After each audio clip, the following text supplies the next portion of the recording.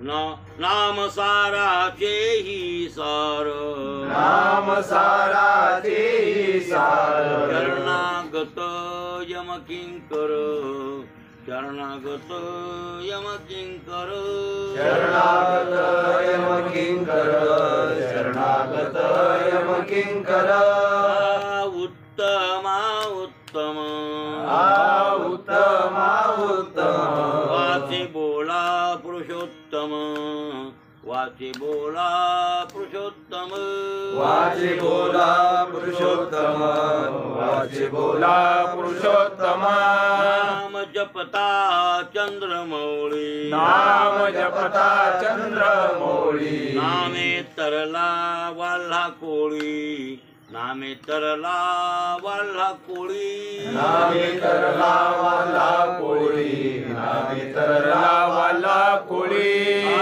उत्तमा उत्तम, उत्तमा उत्तम, वाचे बोला पुरुषोत्तम, वाचे बोला पुरुषोत्तम, वाचे बोला पुरुषोत्तम, वाचे बोला पुरुषोत्तम, म्हणे वर्णू काय, म्हणे वर्णू काय, म्हणे वर्णू काय, म्हणे वर्णू काय, तारक विठोबाचे पाय, तारक विठोबाचे पाय, तारक विठोबाचे पाय, तारक विठोबाचे पाय, उत्तमा उत्तम, उत्तमा उत्तम, उत्तमा उत्तम, उत्तमा उत्तम, वाचे बोला पुरुषोत्तम, वाचे बोला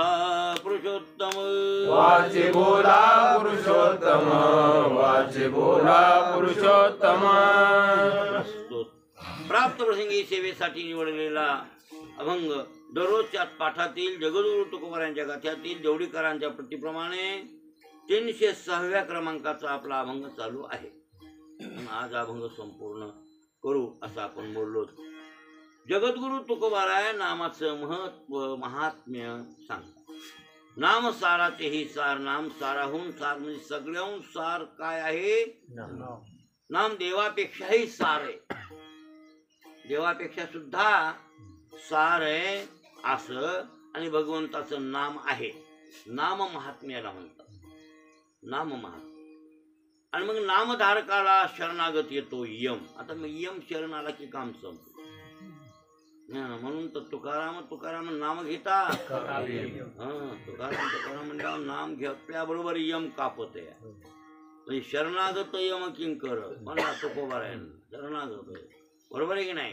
हो, तुकाराम तुकाराम तुकारामी ती वदेत नित्य स्मरण मात्रेन यमराजोपी बिभ्यती आपण रोज म्हणतोच की, बरोबर आहे की नाही? असा तो यम भीतो नामधारकाला. नाव उत्तम आहे, उत्तमाहून उत्तम आहे आणि ते त्याचं नाव खरं तर पुरुषोत्तम. काय पुरुषोत्तम? हा, आपण जीव चैतन्य पुरुष म्हणलेले. जीव चैतन्याला कुठस्थाला बी पुरुष म्हणजे तुम्हाला सांगितलं माग. कुठस्थही पुरुष आहे, जीवही पुरुष आहे, पण हे पुरुषोत्तम आहे, हे परमात्मा. असं पुरुषोत्तमाचं नाव, पुरुषोत्तमच तो देव आहे. आणि त्याचं नाव कोणी कोणी जपलं तर चंद्रमौळी वाल्हा कोळी. चंद्रमौळी नाम भगवान शंकर, वाल्हा कोळी म्हणजे वाल्मिक ऋषी. पुन्हा झाले वाल्मिक ऋषी. केले रामायण रामा आधी. राम जन्माच्या अगोदर त्यांनी रामायण लिहून टाकलं. कोणी? वाल्मिक ऋषी. मग बघा ना, आणि ते कोण्या श्लोकापासून तयार झालं म्हणून काल सांगितलं तुम्हाला. सर्व रामायणाच्या अगोदरचा ते श्लोक आहे, अनुष्टुप छंद. कोणता? काल म्हणलं मानिषाद प्रतिष्ठाम त्वमगम शाश्वती यत् क्रोंच मिथुनात एकमवधी काममोहित. त्या दोन्ही पैकी एकाला का मारलं? काम मोहित होते बाबा तो. हो, का म्हणून मारलंस तू? असे वाल्मिक ऋषीने विचारलं. शापवाणी वदली मुखातून, अनुष्टुप छंद. आणि तिथून मग ती रामायण करण्याची बुद्धी सुचली आणि तिथून त्यांनी रामायण सुरू केलं लिहायला. कवा राम तवा नव्हते, दशरथ बी नव्हता आणि त्याचा बाप बी नव्हता. अनागत भाष्य नाही. तेव्हा हजारो लाखो करोडो वर्षापूर्वी होऊन गेलं, रामाच्या अगोदर होऊन गेलं ते रामायण. आणि नंतर राम तसे वागले बरं का. राम जसं लिहिलंय तसं वागावं लागलं. बोलीला वाल्मिक तैसेची करीन पण वर्तुनी जावी न नामा म्हणे. त्यांना वागावं लागलं. रामायण लिहिलंय वाल्मिकानं तसं असं. आणि ते अनागत भाष्य आहे महाराज राम वाल्मिकाची वाणी. हो, म्हणून तर रामायण अत्यंत महत्वाचा ग्रंथ आहे महाराज. आपल्या वैदिक धर्माचा, हिंदू धर्माचा बरं काय मुख्य ग्रंथ आहे रामायण. रामायण प्राचीन आहे, जुनं आहे रामायण. आपलं खरं तर हिंदूचं प्राचीन वाङ्मय वेद आहे. हिंदूंचं प्राचीन वाङ्मय कोणतं जर प्रश्न आला कुठं पोरायला लिहायला शाळेत तर काय लिहावं त्या पोरायनं? वेद. आलता इथं याला कोणातरी पोराला आलता, त्यानं मला विचारलं होतं ते. म्हणजे परीक्षा झाल्यास येते काय प्रश्नोत्तर. मला वाटतं उपयोग होत नाही त्याचा. काय येऊन जात पुन्हा आधी प्रश्नोत्तर येते, पुन्हा पोरं फसतात आणि मग ते नेमके हेच प्रश्न येतील त्यांना लक्षात नसतं. ते प्रश्न येतात आणि पुन्हा होऊन गेल्यावर त्यांना काय असते. काही बऱ्याच गोष्टी आपल्या परमार्थातल्या येतात हो तिकडं. इंटरव्ह्यू मध्ये काही विचारते. अहो लय लय लय. हो, मला वाटते ज्ञानेश्वर महाराजांनी रेडा बोलवला. त्या रेड्याच्या मालकाचं नाव काय असं आमच्या माऊल्याला आलतं म्हणून. माऊल्या परीक्षा देऊन आलं त्याच्यावेळेस ते त्याच्या घरी या परीक्षा देऊन आता लागलं ना. ते मला म्हणला काय दादा माऊलीने रेडा बोलवलं, त्याच्या मालकाचं नाव काय? रेड्याच्या कोळ्याचं. मी म्हणलं काळोबा कोळी. काय करायचं? मला आलतं म्हणला. मला काय लिहिलं मला माहितच नाही काय लिहू म्हणलं. मला तर विचारलं कर आई मूर्खा आधी. ते मला आधी का मला माहित होतं. मला विचारलं मी तुला सांगत होतो. एकदा पोराला आलतं ज्ञानेश्वरीचं मुख्य नाव काय, मूळ नाव काय असं त्या पोराला. हे दत्तराव अण्णा भाऊ रामेश्वर भाऊचं तुमच्या नातूला म्हणे.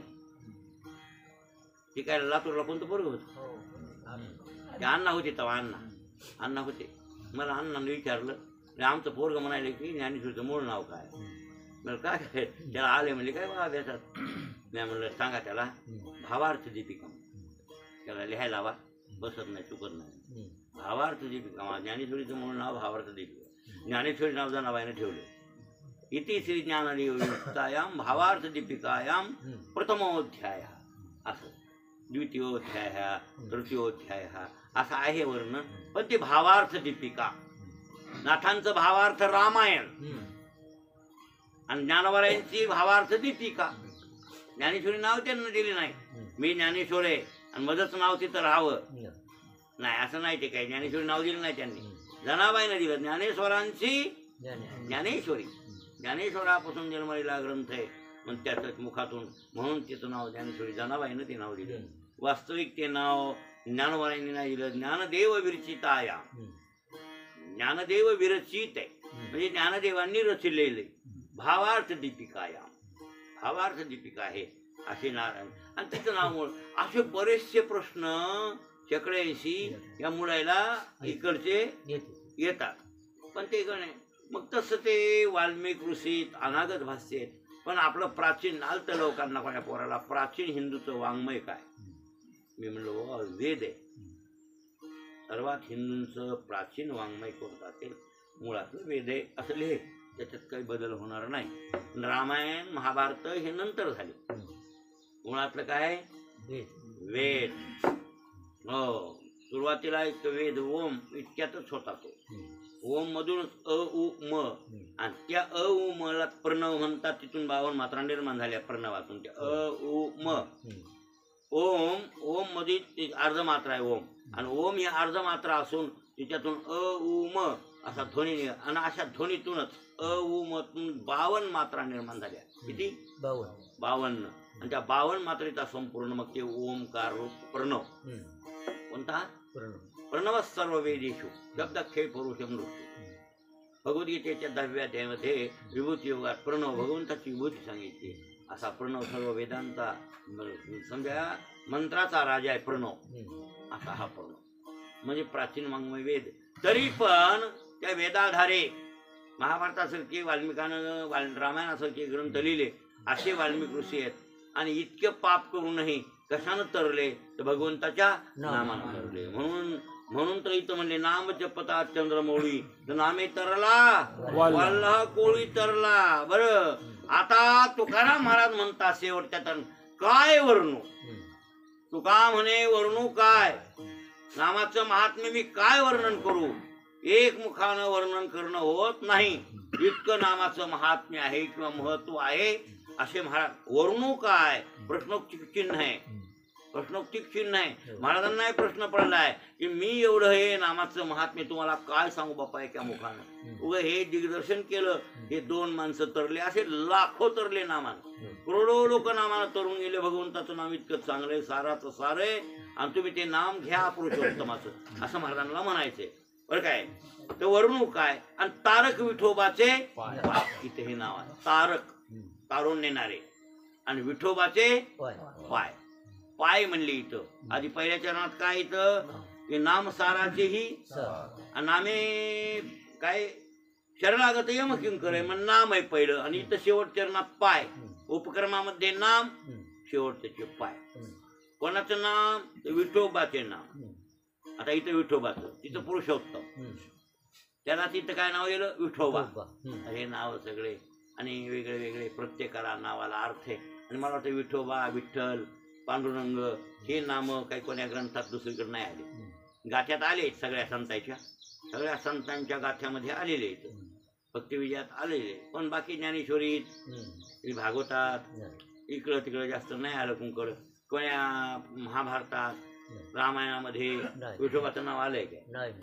रामायणामध्ये हा नाही, महाभारतात नाही, शास्त्रात, वेदात नाही आलं. काही काही पुराणामध्ये मात्र आलेले, पुराणामध्ये आले. पांडुरंग प्रकाश आहे हे पुराणातला श्लोक आहे ना, हे पुराणातला श्लोक आहे. पुराणात नाव ते आले पांडुरंग, विठोबा हे नाव. आणि मला वाटतं भागवतात एक नाव आले, पंढरपूरचं महात्म्य सांगत असताना ते नाथांनी वर्णन केले. ते भागवतात कृष्ण परमात्म्याची उक्ती नव्हे, ती देशाची पावनता, देश पावन, कर्म पावन, काही असे काही स्थल पावन असे सांगण्यासाठी ते म्हणले पावन पांडुरंग क्षिती जी का दक्षिण द्वारा होती, जेथे विराजे विठ्ठल मूर्ती नामे गर्जेती पंढरी. पंढरपूरचं विठ्ठलाचं नाव तिथं ते नाथांनी.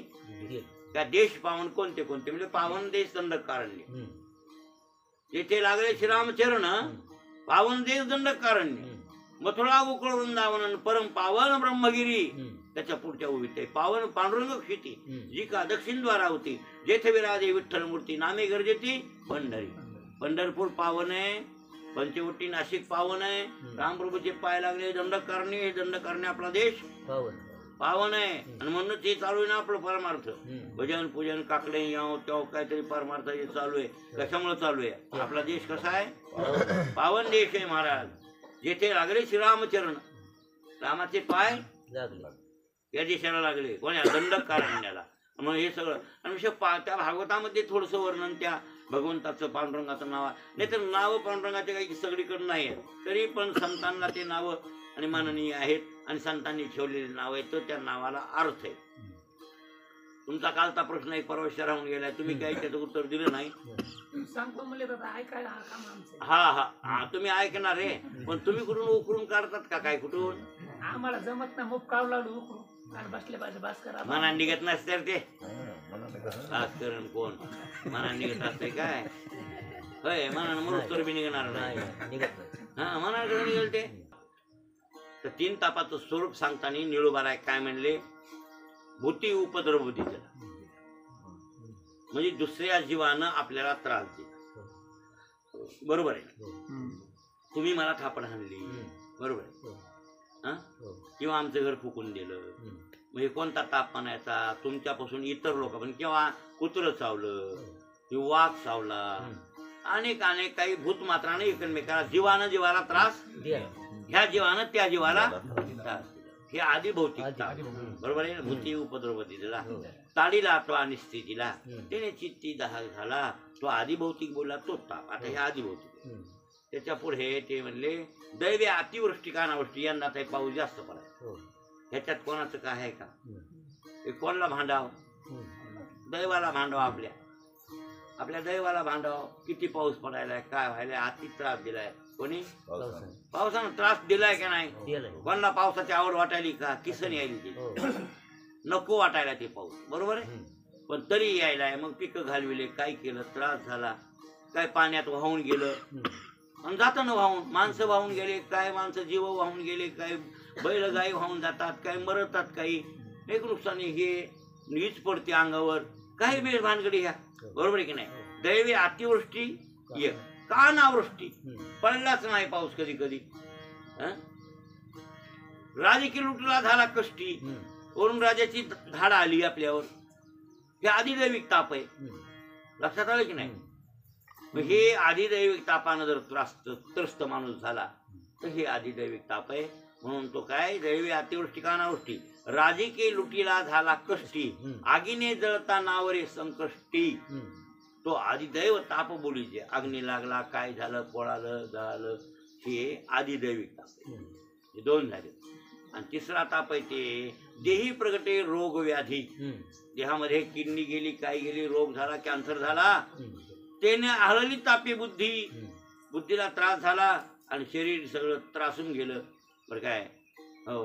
तर आध्यात्मिक त्रिशुद्धी तो ताप, कोणता ताप आहे तो, आध्यात्मिक. देही प्रगटे रोग व्याधी, त्याने हळली तापी बुद्धी, लोडेन पुरे दुःखावधी, आध्यात्मिक त्रिशुद्धी तो ताप, ते आध्यात्मिक ताप.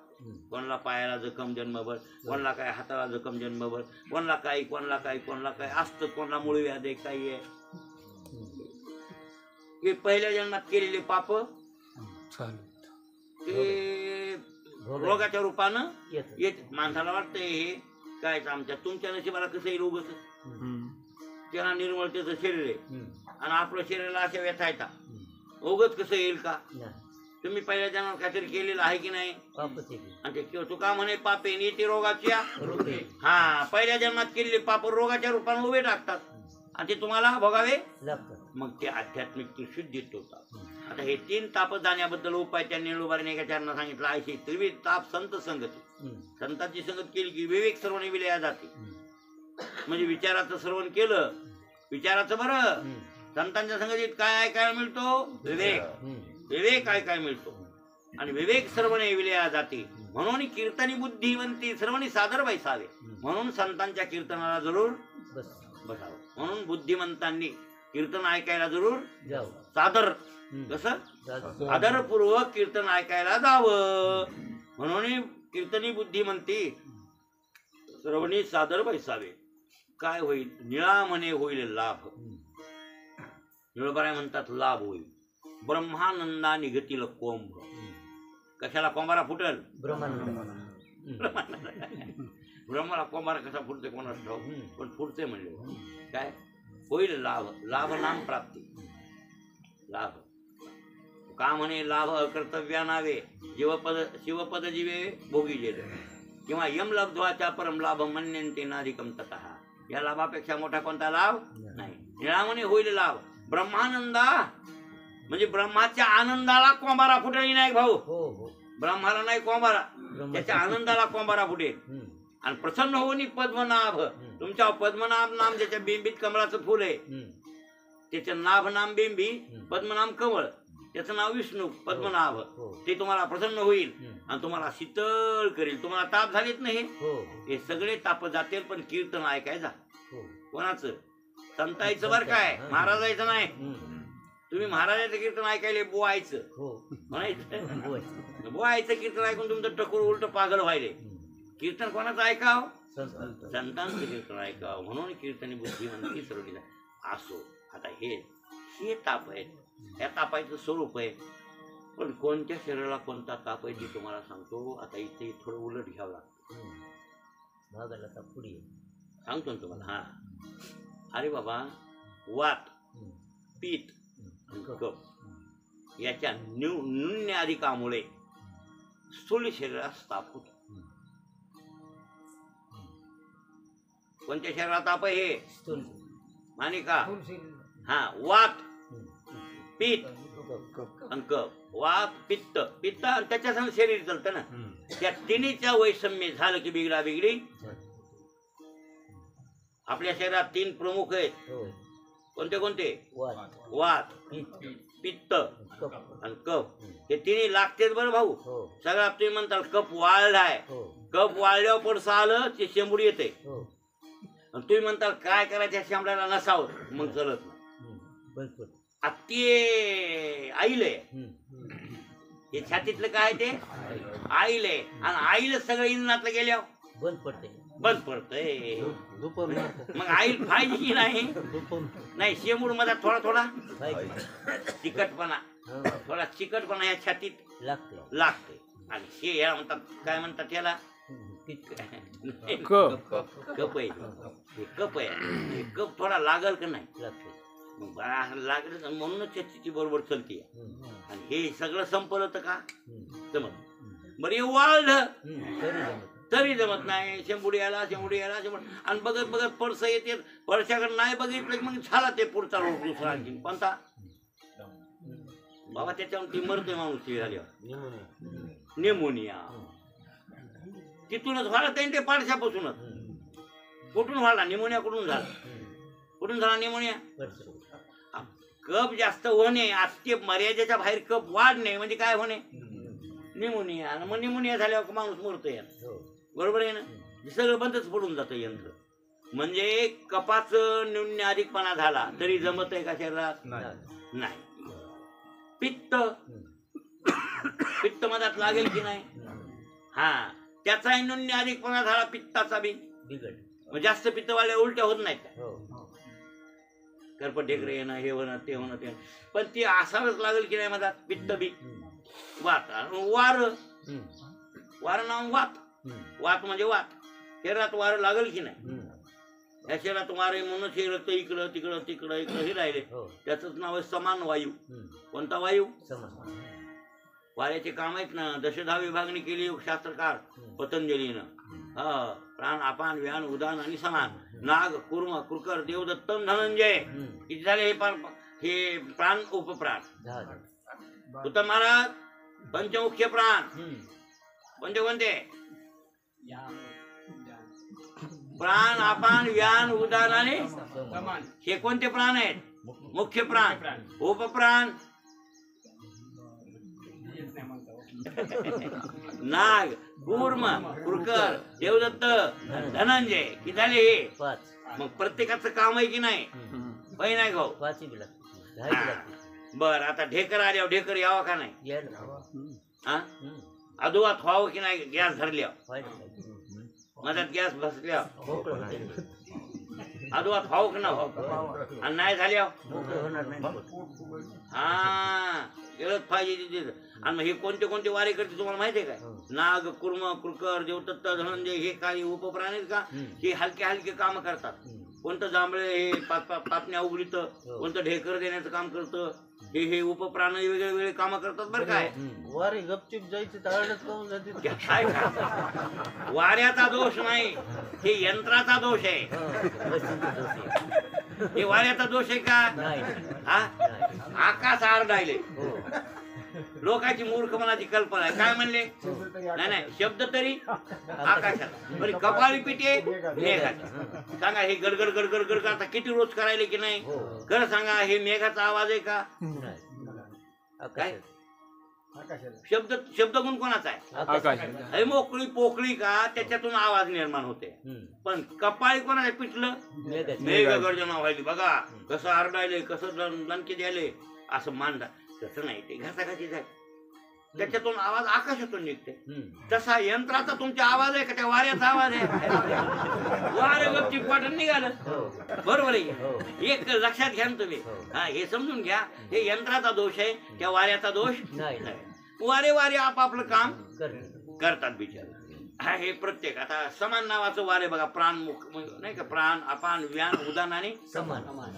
मग समान वाऱ्याचं काम असते. शरीरात तयार झालेलं रक्त फिल्टर करते ती किडनी नावाचं यंत्र. इकून एक तिथं सगळ्याला मान्य, डॉक्टरला माहित. इकून एक किडनी. आणि त्याच्यात आपण खाल्लेलं रक्त, पुन्हा पाणी पिलेलं, हे सगळं अन्नाचं हे रक्त बनतं. पाणी पिल्या बरं काय? पाणी पाहिजे. बघा बरं तुम्ही हे मिक्सर लावता, हे तंड्या पिलर टाकायला, त्याच्यात ते खडी हो. 10 टोपले, हो. सिमेंट 5 टोपले, हम्म. फरांना बिस्तान वाळू इतके टोपले, हो. आणि हे सगळं टाकलं खरं आहे, पण हो. त्याच्यात पाणी टाका. त्याच्याशिवाय कालवल कसं नाही. तसं हे खाल्लं तुम्ही हो. आणि मग पाणी नाही पिल्यावर ती आता कुठं कालवण. उलट शास्त्रात निघालं आता काय ऐकण्यात नाही ते नवीन निघायले. हम्म. पाणी जेवण झाल्यावर पुन्हा नंतर पिवा म्हणून अर्ध्या घंट्यात तोवर मराव का. हम्म. अरे कोणतं शास्त्र आहे? कोणत्या डॉक्टरनं सांगितलं तुम्हाला हे असं काही उलट? खरं तर पाणी पेत पेतच जेवा. हम्म. माल कालवतो. चांगलं माल काल होते याला कळ बी ना त्याच्यापासून बनतंय रक्त, हम्म. आणि त्याच्यात रक्त म्हणते पाणी पेलेलं ते मग काय पाण्याचा भाग हम्म. लगवीत जातो, हो. अन्नाचा भाग संडास म्हणजे हे तुम्हाला माहिती आहे. हो. दोन्हीच्या संयोगात रक्त तयार होते. थोडं थोडं मधात ते पिलेलं पाण्याचं रूपांतर लघवीत झालेली ती लघवी रक्तात मिसळलेली थोडीफार असते. हम्म. त्याच्यात त्या रक्तात दूषितपणा असतो. हम्म. ते काम करते किडनी फिल्टर करण्यात. हम्म. किती भगवंताची योजना आहे बघा. हम्म. एकूण एक बसविलं यंत्र, एकूण एक बसविलं. तुम्ही ते खाल्लेलं लिक्विड काय असं मधात मिसळले थोडं त्याच्यात लघवी मिसळते ते त्या किडन्या करतात फिल्टर बरोबर बरोबर असं करू करू ते पाणी एकड खराब लघवीच्या भाग खराब भाग एकड काढतात आणि शुद्ध रक्त एकड. इतकं काम महत्वाचे. अहो त्याला एक दिवस जर फिल्टर एक बार रक्त करायचं असेल तर लाखो रुपये खर्च येते महाराज. आता हो. यंत्र आहेत ना. आमच्या झालतं एक जणाला, हो आमच्या मामाला झालं, औरंगाबाद येत होते रक्त फिल्टर करायला बापूला हो. रामराव मॉल, हो. आणि त्या बजाज हॉस्पिटलमध्ये मी गेलतो. हम्म. मिसनीत बसवायचं असं बरं बसल्या ते नळ्या लावायच्या. एकदा लावली नळी इंजन दाबलं की ते सगळं रक्त काढून घेत होती मिसळ हम्म. आणि इकून दुसरं निर्मळ करून टाकीत होती. ते करायला लाखो खर्च आहे. हम्म. तुमच्याने झेपत नाही महाराज. एक दिवस किती दिवस करणार आहे तुम्ही असं? आता सांगा त्या 2 किडनी आहेत आपल्या, रोजचे रोज आपलं फिल्टर पाहिजे. उपकार आहे की नाही प्रभूचा? हम्म. बरोबर आहे की नाही? हो. हे शरीर त्याच्यावर आणि नाही फिल्टर झालं की सुजत आहे. म्हणजे हम्म. याच्यात काय होतं, रक्तात मिसळती लघवी हम्म. काही घाण, आणि त्या घाणीमुळे ते शरीरात फिरती घाण, आणि घाण फिरली की शरीर सुजलं. सुजत. मरायचीच पाळी महाराज. गिरण्या गेल्या का हम्म. वाचतच नाही. हा वाचतच नाही. एक तरी दोन्हीपैकी एक तरी चांगली पाहिजे. तसं तर दोन्ही चांगले असणं गरजेचं आहे. मग हे काम, मग हे समान नावाचा वारा जिकडं तिकडं जिकडं तिकडं काम करतो. हे असे 5 प्राण 5 उपप्राण हे सगळे शरीरात त्याचं नाव आहे वात. वात म्हणजे हम्म. वारा. हम्म. आणि मग या सगळ्या गोष्टीचं कमी जास्तपणा झाला वाताचा, पित्ताचा आणि कपाचा, हम्म. की मग मात्र शरीर बिघडेल. बिघडलं. हम्म.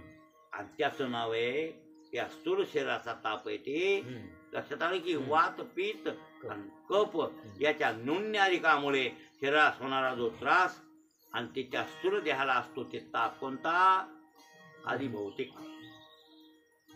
कोणता ताप आहे आता इथं? तिथं निळवारा आध्यात्मिक म्हणलेत बरं, लक्षात ठेवा. हो. निळवारा काय म्हणले? ते आध्यात्मिक कशानं म्हणले? अरे हे तरी बिघड कशानं झाली? तुझ्या पूर्वकर्मानं. हम्म. बरोबर आहे की नाही? हम्म. त्याची किडनी गेली नाही, तुझीच कशी गेली? हम्म. होय नाही भाऊ? हो. हो. अहो त्याची गेली, आपली गेली नाही, ह्याची गेली, त्याची गेली नाही. हो. मग काय भगवंत काय सगळ्या विषमय का काय? नाही. समायची तर विचारा. मग तुमचीच किडनी का जावी? तुमच्या पापामुळं. हम्म. त्याच्यामुळं म्हणले आध्यात्मिक आहे. हम्म. कोण? निळभर आहे तिथं म्हणले. हम्म. पण कोण्या शरीराला हे बोला? हे स्थूल शरीर. होय माने का? कोण्या शरीराला आहे? वात, पित्त, कफ ह्याची बिघड कुठं होती? स्थूल देहात. आपल्याला हे म्हणायचे रे. बरोबर आहे ना? आता हे काम, क्रोध आणि लोभ लक्षात आलं?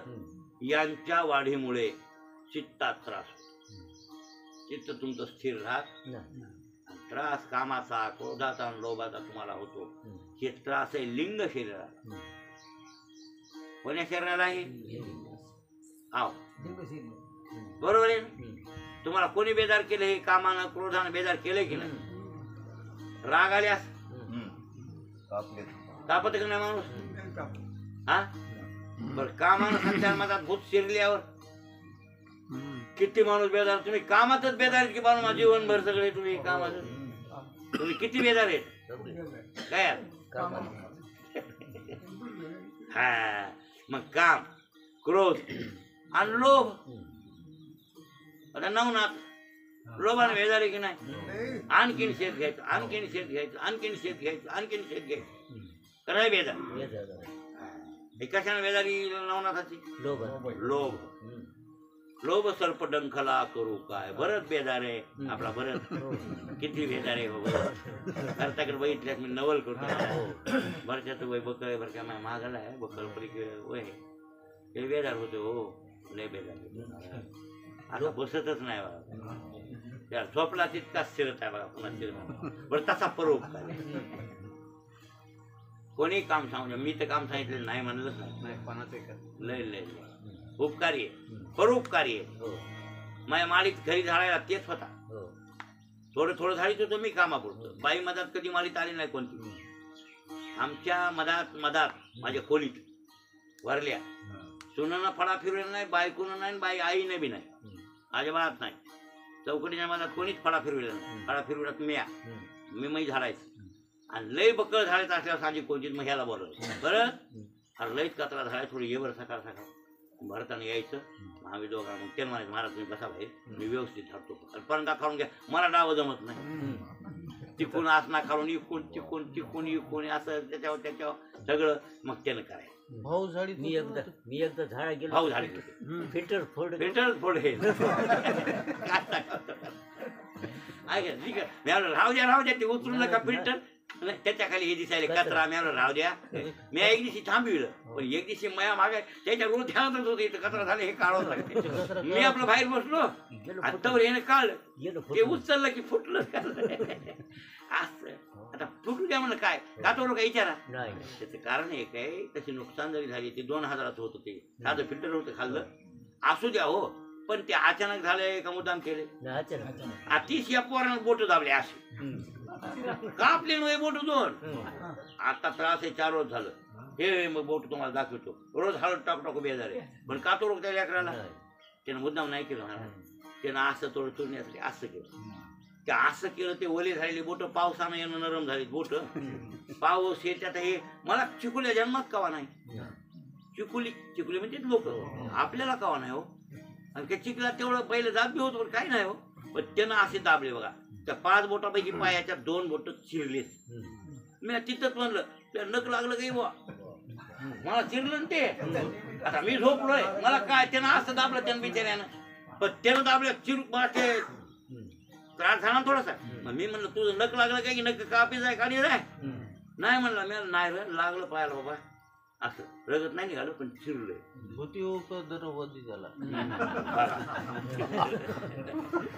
हे ताप पण ताप आधी भौतिक ताप आहे का नाही. त्याला हटकून मग हटकून न करता ते चांगल्यासाठी करू लागलं. पण झालं तर आपण कातवावं का. तसं कसं आहे तसं नसतंय ते. एक सांगायला तुम्हाला हे कशासाठी की हे निर्मळ ठेवणं हे गरजेचं असतं की नाही. पण त्याच्यात कोणी मधात आता इथं ह्याच्यात बी असं कोणाला येऊ देत नाही. एक मग काय वात पित्त कफ याच्या नुन्याधिकामुळे शरीर स्थूल शरीर तापत. बरोबर आहे. कामाधिक क्रोधाधिक लोभाधिकाच्या द्वारे कोणतं तापत. लिंग शरीर.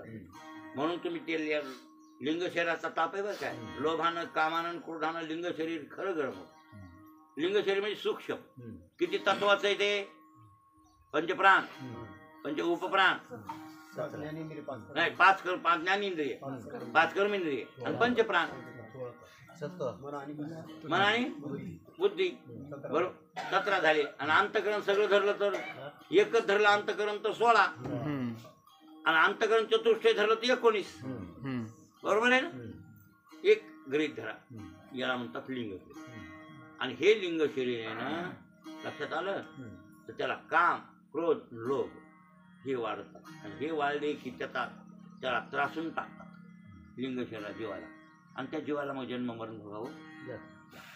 हे लिंग शरीराचा ताप. कोणता ताप आहे हे.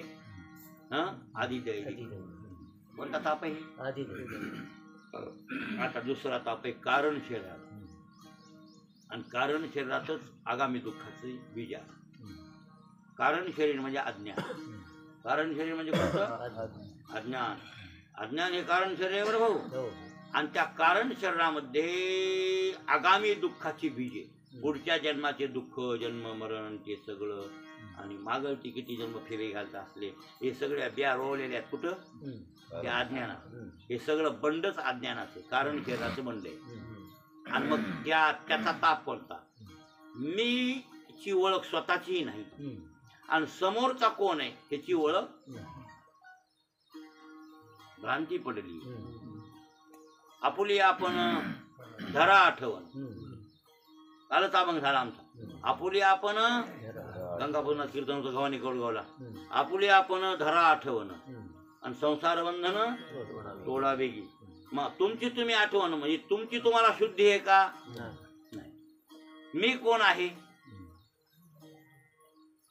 मी कोण करावा विचार म्हणे ज्ञानेश्वर निवृत्तीचा बरोबर आहे की नाही मग तुमची तुम्ही शुद्धी गमवून बसले की नाही ताप व्हायला की नाही तुम्हाला आपली खरी मूळ स्वरूप शुद्धी आनंदाची आपण आनंद स्वरूप आहोत आणि आनंद स्वरूप असून सुद्धा 3.5 हाताचं शरीर आपलं समजून किंवा मी समजून आणि त्या शरीरा इतके संकोचित होऊन तुम्ही त्या शरीराचे दुःख काय सुख दुःख बडकेव आपण घेतले की नाही म्हणजे त्रास झाला का नाही कशामुळे झाला मी कोण आहे ही शुद्धी नसल्यामुळं बरोबर आहे आणि समोरचा बी आपल्या समोर जे जीव आहेत भूत मात्र आहे हे कोण आहेत हे दिसायला जगत विक्षेप रूपानं कोण आहे याची ओळख बी नाही म्हणजे याची ओळख विसरली स्वतःची विसरली ओळख आणि दुसऱ्याची ओळख विसरली हे कशामुळे झाडाची भानगड हे बंद हे कारण शरीरानं वाढले हे शरीर हे ताप कोण्या शरीरात आहे कारण शरीरात आहे या तापाचं नाव आहे आध्यात्मिक कोणता ताप आहे हे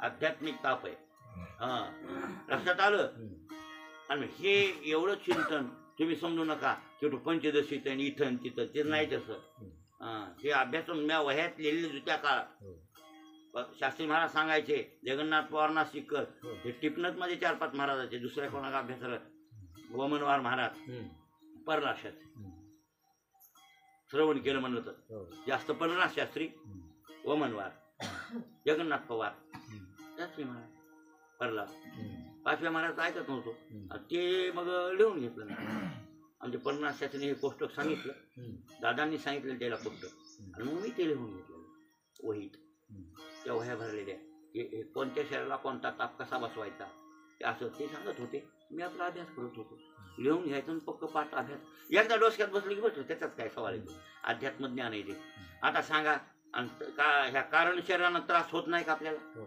आणि खरा त्रास ही मुळात कुठून आहे अज्ञानापासून आणि अज्ञान म्हणजे कारण शरीर लक्षात ठेवा आणि महाकारण स्वस्वरूपाचा अभिमान आहे अहम ब्रह्मास्मी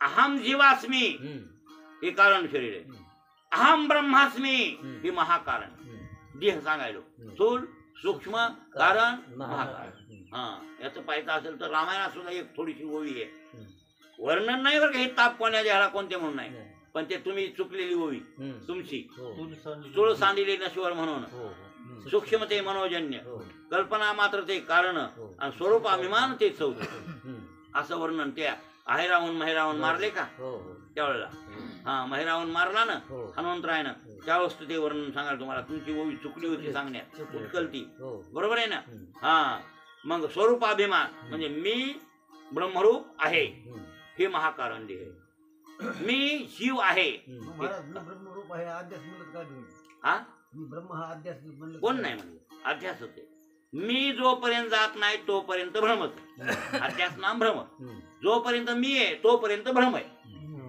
मग अज्ञानाचा मी असो का ज्ञानाचा मी असो मी म्हणलं की काय झालं भ्रम झाला त्या ब्रह्माला भ्रम झाला आणि म्हणून तो जीव दशेला आलं लक्षात आलं की नाही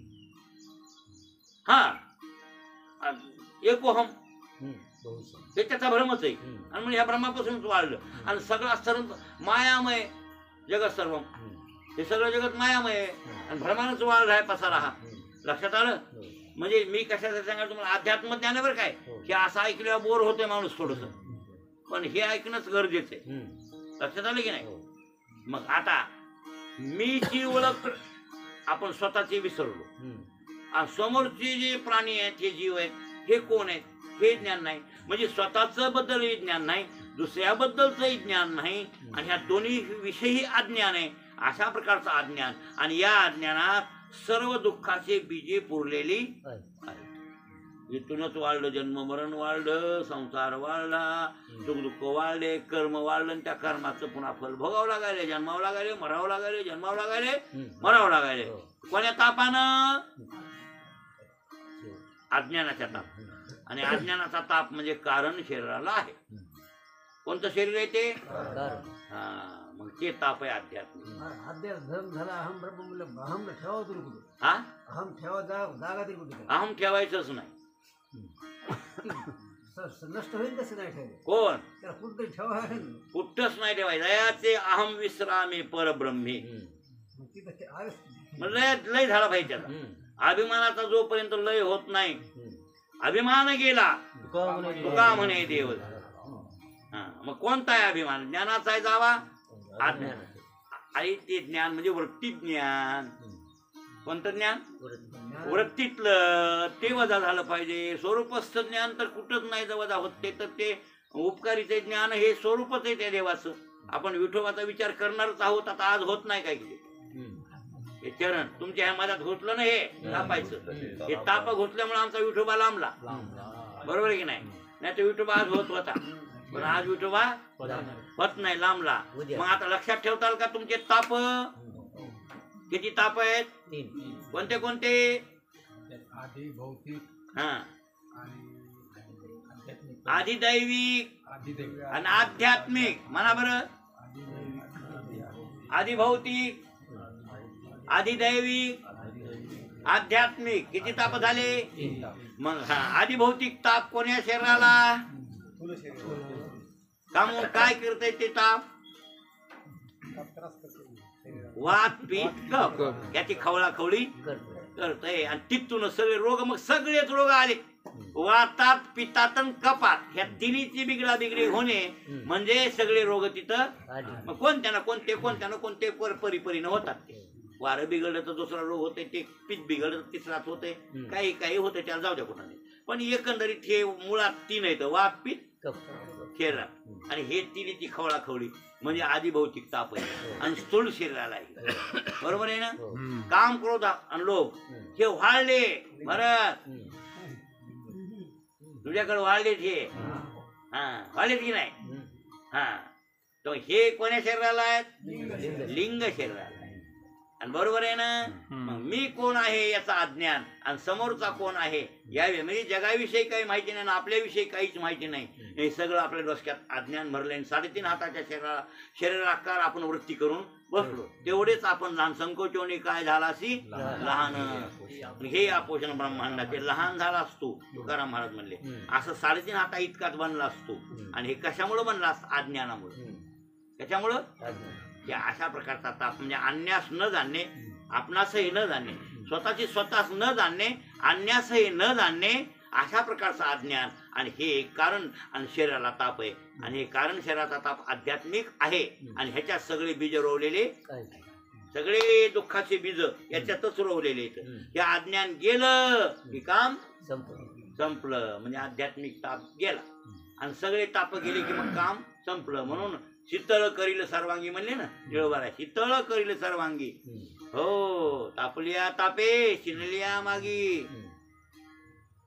तुमच्या आपण घेते तर भिषेकावर होय टाकी वेगळी कृष्ण कथा आहे ना. हा, हे तापलेला विश्रांती देईल तर भगवंताची कथा देईल असं त्याच्या त्या अभंगात म्हणले. बरं काय तुमच्या म्हणते तापलिया तापे शिनलिया मागी घेत गुरु परंपरेच्या पुढे घ्या. हा, आता ते मलाच आणले, बंडा तात्याकडून आणले. हे प्रसाद आपला नाही, करार करायचा आहे आपला. उकळीचा फळ आहे, त्याला इसरले लोक आणि दुसऱ्याच्या फळाचे गाणे गायले. आता मग आपलेच डोसतो. आपण फळाचा स्वाभिमानी आहे. आमचा उकळीकरांचा फळ आहे. आणि त्या फळ पद्धतीनं भजन झालं पाहिजे. दुसऱ्या फळ पद्धतीनं भजन कसं जमल बरं? प्यायचं एका माईला आणि नाव घ्यायचं एक वैरण तिला टाकायची म्हणजे जमल कसं? बरोबर आहे ना? आपण पेलोत कुठं? हा, तिथं मोठे झालो. मग आपण त्याचाच गौरव करायला पाहिजे त्या फळाचा. बरोबर आहे की नाही? ते फळकरी चुकूत राहूत मातीत जाऊ हे नाही आपल्याला.